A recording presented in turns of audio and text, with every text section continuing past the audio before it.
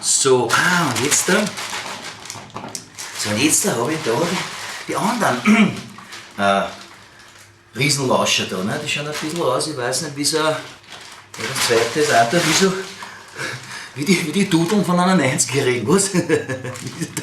So ähnlich, ne? Ich habe noch nie Dudeln gesehen von einer 90-Jährigen. Oh ja, schon natürlich, klar, im Internet, wer nicht.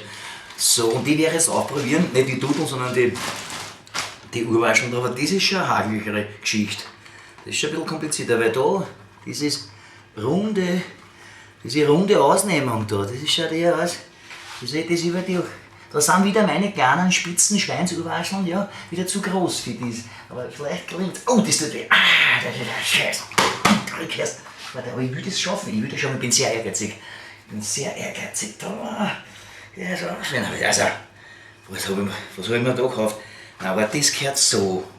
Und das gehört so. Ich glaube, warte mal, das gehört dann. Ich weiß sicher das nicht. Warte, ich muss in den Spiegel gehen. Ja, jetzt da. Das ist wurscht, der Spiegel hilft mir auch nichts, das ist ja alles der Spiegel verkehrt. Ne? So, aber jetzt irgendwie will ich den Spiegel erst wissen. Jetzt habe ich mit Basel einen Vierer gehabt.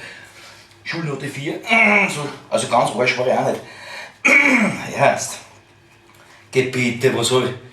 Geht das Scheiß her, das gibt's ja nicht. Jetzt bin ich schon grantig. Das gibt's das auch?